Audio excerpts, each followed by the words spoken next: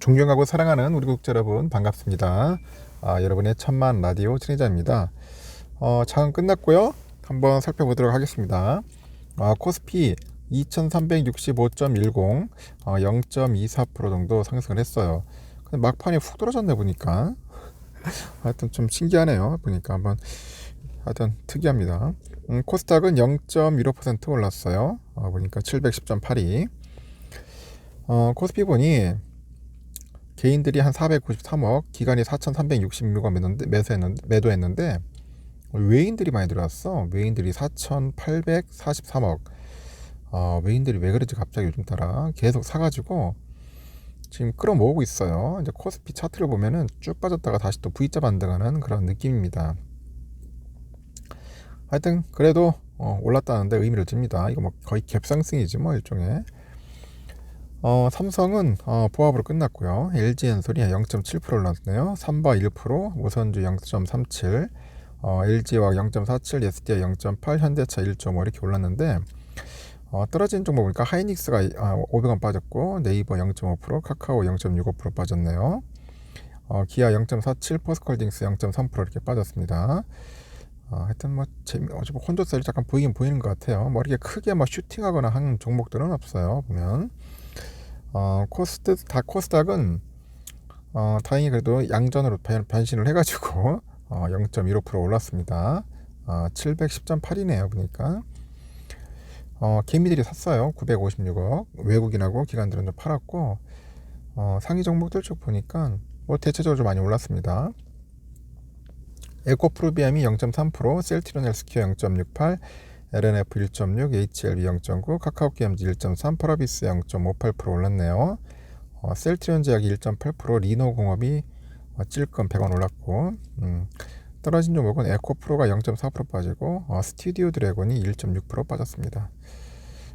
참 등락도 심하고 변동성도 있고 그렇지만은 뭐 잘 버텨준 것 같습니다. 오늘은 그래도 나름대로 선방을 했다 그렇게 보시면 될 것 같아요.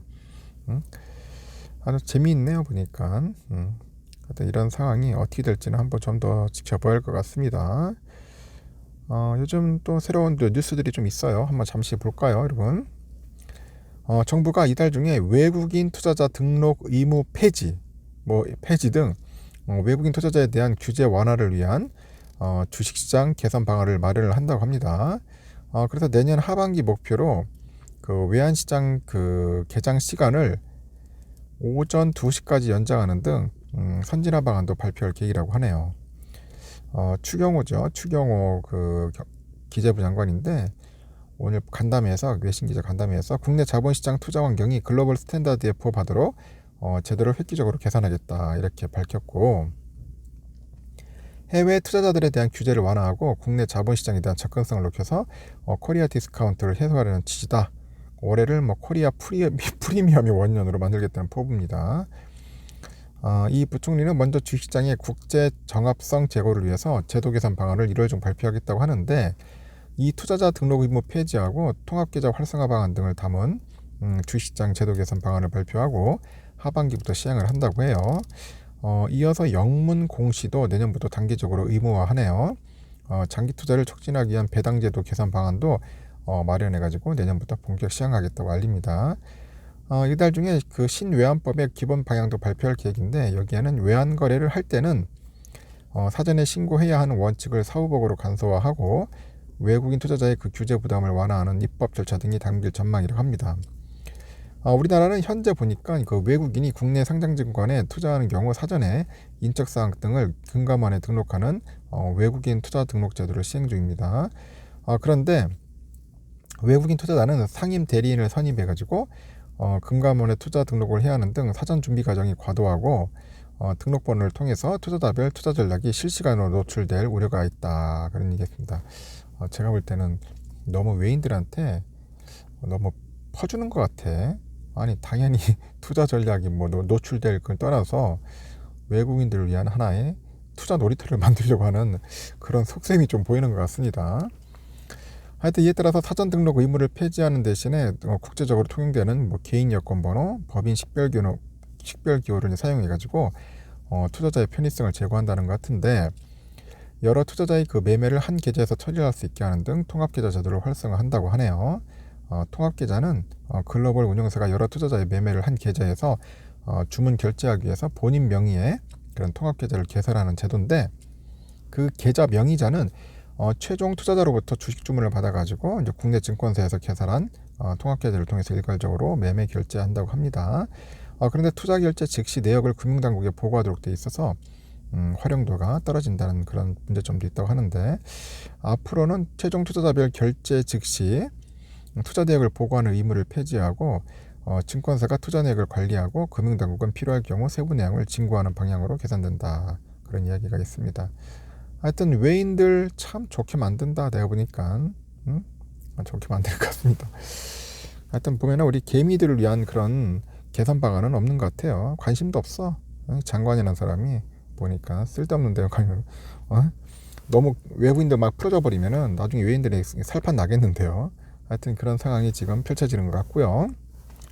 하여튼 우리 삼성전자는 뭐 나름대로 잘 버텨줬습니다. 6,500원 버텨줬고 61,100원, 200원까지 갔었는데 결국은 막판에 종가 악마 200원이 떨어지더라고. 그냥 200원 빠져가지고 좀 아쉬웠습니다. 오늘 보니까 그 기관애들이 많이 팔았어요. 반면에 우리 외인들이 그나마 좀 사줬습니다. 사줘가지고 172만 주. 우리 외인들 계속 들어오고 있습니다. 지금 계속 들어오고 있어요. 우리 외인 오빠들 삼성에 지금 목매들고 있는 것 같습니다. 현재 메릴린치가 한 120만 주, 모건 스탠리 72만, 그리고 골드만이 19만 주 정도 현재 매수를 하고 있고요. 모건 스탠리 126만 주 정도 현재 매도를 하고 있네요. 이렇게 서로 뭐 매수도 하고 매도도 하고 그렇습니다. 지들끼리 사고 팔고 공매도 물량은 27만 7천 주 정도 좀 나왔습니다. 우선주는 어떠냐? 우선주는 54,900원, 종가 요정이 나왔습니다. 54,600원에서 봤는데 갑자기 300원 끌어올려 버리네요. 그냥 끌어올려가지고 54,900원 아주 멋지게 끌어올렸습니다. 결국은 외인들도 샀어요. 한 10만 7천 주, 기관애들이 한 7천 주 샀고 우리 개미들이 한 11만 주 정도 팔았습니다. 우리 외인 오빠들 잘 들어온다. 요즘 보니까 메릴린치가 한 6만 8천, UBS 6만 1천, 골드만 5만 8천, JP 5만 2천, CS 1만 9천 이렇게 해서 골고루 샀어요. 골고루. 또 CS 6만 9천, 맥쿼리 5만, 모건 스탠리 1700 정도 매도를 했습니다. 지들끼리 뭐 사고 팔고 잘합니다. 북치고 장구치고 잘하는데 그 와중에 우리는 꾸준하게 잘 모으면 돼요. 모으면 됩니다. 여러분들 그 뚜렷한 주관대로 자기 투자 원칙대로 철학대로 하십시오. 누가 뭐 사라쿵 말쿵 할 필요도 없어. 삼성 좋아하면은 공부하고 삼성에 대한 미래, 비전, 희망이 보이면 하는 거고, 그렇지 않으면은 빨리 도망가세요. 알겠죠? 재미없어요. 빨리 도망가셔서 여러분 좋아하는 거 빨리 찾으시면 됩니다. 저는 강요 안 합니다. 절대 강요도 안 할 필요도 없고 권유할 필요도 없어. 투자는 뭐 권유나 강요할 필요 없는 겁니다. 본인 스스로 하십니다. 본인 스스로. 그러니까 본인이 확신이 들 때까지 진짜 이 기업을 믿고 한번 투자할 때까지 내가 주인이 되고 싶은 그런 마음이 있을 때까지 하는 겁니다.